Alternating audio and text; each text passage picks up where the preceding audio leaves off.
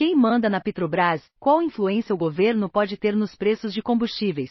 A União Federal, por ser dona de 50,3% das ações da companhia, ou seja, é acionista majoritária, tem o poder de indicar a maior parte dos conselheiros que, por sua vez, tem a prerrogativa de escolher quem será o presidente da Petrobras e os 7 diretores executivos da companhia. É justamente esse conjunto de profissionais, na maior parte indicados de forma direta ou indireta pelo próprio governo, que define a política de preços dos combustíveis e eventuais reajustes. Como é a composição do tabuleiro? De acordo com o Estatuto Social da Petrobras, os acionistas são responsáveis por definir quem fará parte do Conselho de Administração da empresa.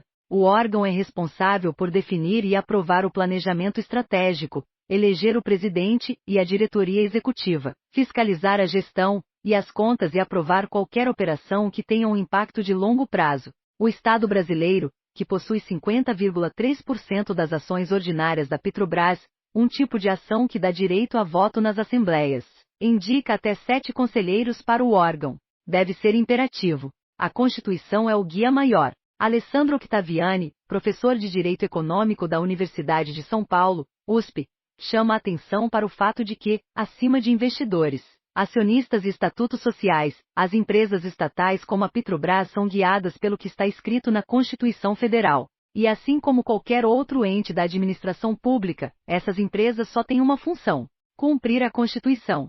Por que a crise nas transições na presidência da Petrobras? O indicado precisaria ser incluído no Conselho de Administração da Petrobras para, aí sim, ser indicado à presidência. Seu nome também necessita passar por uma série de checagens de antecedentes, conforme as leis e as regras da companhia, o que costuma demorar algumas semanas. Isso, inclusive, ajuda a evitar indicações de apadrinhados políticos que não têm a formação necessária para cumprir aquela função. Por que as trocas constantes?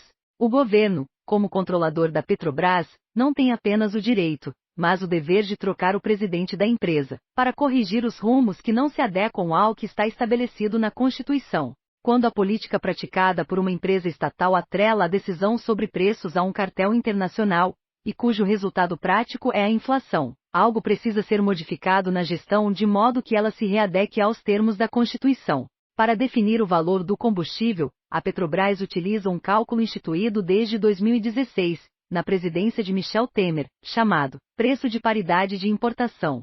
Em suma, ele vincula o valor do combustível no Brasil aos preços no exterior, ao custo de transporte do produto até o país e à cotação do dólar. Deixamos claro, a Petrobras tem liberdade para colocar o preço do combustível para baixo ou para cima, depende do contexto econômico e geopolítico. A questão são as consequências dessas políticas atuais ao longo de um tempo prolongado, como o aumento da inflação, e todos os desdobramentos disso na economia do país e no bolso do brasileiro. No contexto específico, porém, chama a atenção o fato de o presidente brasileiro ter defendido a política de preços atual durante muito tempo, dizendo inclusive que ela seria aprofundada, observa o professor. Temos visto que as mudanças só acontecem quando se percebe os danos eleitorais que ela pode trazer. Então, essas alterações de postura parecem não acontecer apenas com o objetivo de readequar as empresas estatais às finalidades constitucionais, mas à busca do próprio interesse de cada mandatário brasileiro.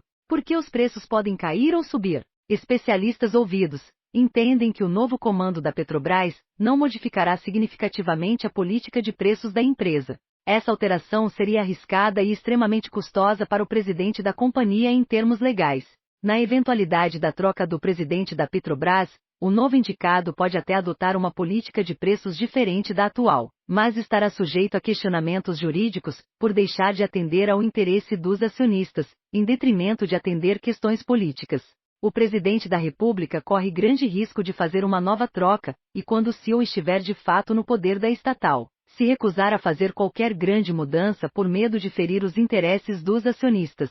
Os conselheiros da empresa podem ser questionados legalmente pelos acionistas minoritários, que são milhares, mundialmente falando, sobre mudanças na política de preços que prejudiquem as contas da estatal. Eles estão protegidos por 2 leis que regem esse tema: Lei das Sociedades por Ações, de 1976, e a Lei de Responsabilidade das Estatais, de 2016.